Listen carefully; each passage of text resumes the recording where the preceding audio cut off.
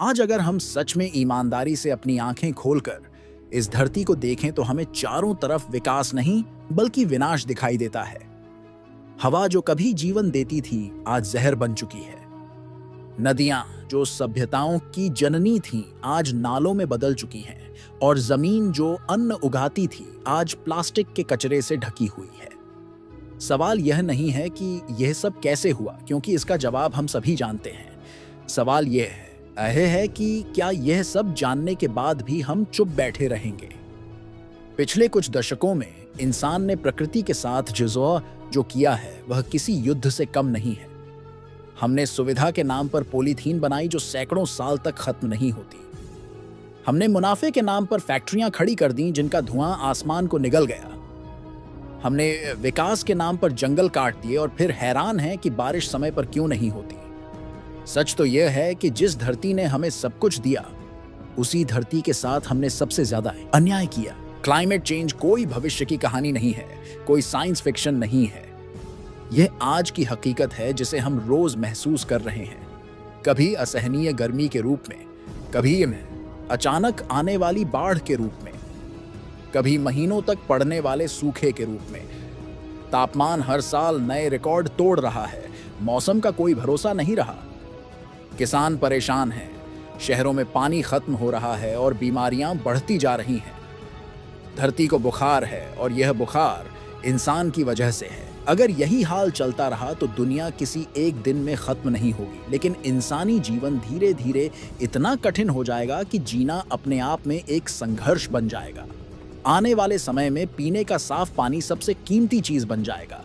खेती करना जोखिम बन जाएगा। गरीब और आम लोग सबसे पहले प्रभावित होंगे। लोग एक जगह से दूसरी जगह पलायन करेंगे, झगड़े बढ़ेंगे, संसाधनों के लिए लड़ाइयां होंगी और सभ्यता अंदर से टूटने लगेगी। अक्सर हम कहते हैं कि सरकार जिम्मेदार है, बड़ी कंपनियां जिम्मेदार हैं, सिस्टम खराब है, लेकिन सच्चाई यह है कि जब भी हम पॉलीथीन का इस्तेमाल करते हैं, पानी को बर्बाद करते हैं, पेड़ कटते देखकर चुप रहते हैं या फिर यह सोचकर आगे बढ़ जाते हैं कि इससे हमें क्या फर्क पड़ेगा, उसी पल हम भी इस विनाश का हिस्सा बन जाते हैं, क्योंकि चुप्पी भी अपराध होती है।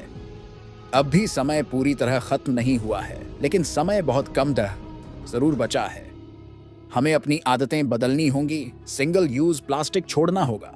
नदियों को गंदा करने के बजाय बचाना होगा। पेड़ सिर्फ लगाना नहीं बल्कि उन्हें कटने से रोकना होगा। सरकारों से सवाल पूछने होंगे और सबसे जरूरी बात यह समझनी होगी कि धरती को हमारी जरूरत नहीं है बल्कि हमें धरती की जरूरत है। अगर हमने अब भी खुद को नहीं बदला तो इतिहास यह नहीं लिखेगा कि पृथ्वी खत्म हो गई। What would happen if the moon started coming closer and closer to the earth? आजकल सोशल मीडिया पर एक बात बहुत तेजी से फैल रही है कि 2026 कोई साधारण साल नहीं है। वह साल है जब कुछ बहुत बड़ा होने वाला है। और यही वजह है कि लोग इसे कभी विज्ञान से जोड़ रहे हैं, कभी कलयुग की भविष्यवाणियों से और कभी बाबा बैगा जैसी लोक मान्यताओं से। लेकिन जब कोई दावा इतना बड़ा हो तो उसे मानने से पहले रुककर तथ्यों को समझना बहुत जरूरी जैसा है। सबसे पहले यह समझते हैं कि 2026 को लेकर डर पैदा कहां से हुआ, क्योंकि कोई भी अफवाह अचानक नहीं फैलती। उसके पीछे हमेशा कुछ अधूरी जानकारी और गलत व्याख्या होती है। पिछले कुछ सालों में जलवायु परिवर्तन, ग्लोबल वार्मिंग, भूकंप, और जब आम इंसान यह सब एक साथ देखता है तो उसे लगता है कि शायद हम किसी आखिरी दौर में पहुंच गए हैं। अब यहां पर विज्ञान की एंट्री होती है। विज्ञान यह कहता है कि धरती पर इंसान की गतिविधियों की वजह से पर्यावरण पर दबाव बढ़ा है, कार्बन उत्सर्जन बढ़ा है और इसका असर मौसम और प्राकृतिक संतुलन पर पड़ रहा है। लेकिन विज्ञान कहीं भी यह नहीं कहता कि किसी एक खास साल में पूरी दुनिया खत्म हो जाएगी। ज्ञान चेतावनी देता है कि अगर यही हाल रहा तो आने वाले दशकों में जीवन कठिन होता जाएगा। लेकिन सोशल मीडिया पर क्या होता है?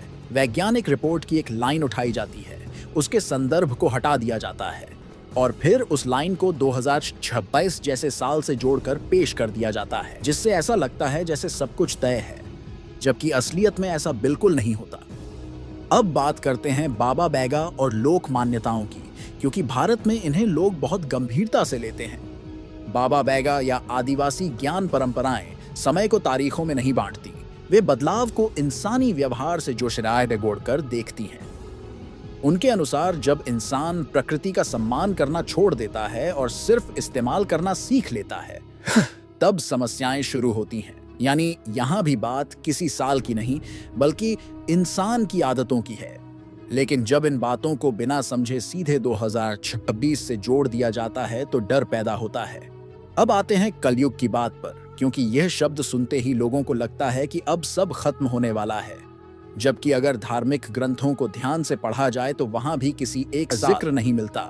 कलयुग को एक प्रक्रिया के रूप में बताया गया है, जहां धीरे धीरे नैतिकता कमजोर होती है, लालच बढ़ता है और समाज में असंतुलन पैदा होता है। मतलब फिर वही बात, बदलाव धीरे धीरे होता है, अचानक नहीं।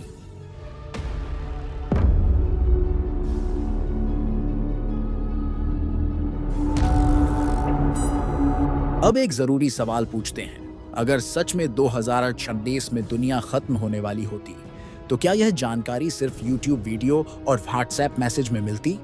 क्या दुनिया के वैज्ञानिक संस्थान खतरनाक स्तर पर पहुंच चुका है और अगर इंसान ने अपनी आदतें नहीं बदली तो भविष्य मुश्किल हो सकता है। यही बात विज्ञान, लोक ज्ञान और धार्मिक कथाएं अलग अलग भाषा में कह रही हैं। तो असली निष्कर्ष यह निकलता है कि 2026 दुनिया के खत्म होने की तारीख नहीं है, बल्कि यह एक रिमाइंडर की तरह है, एक चेतावनी की तरह कि अगर अभी भी नहीं समझ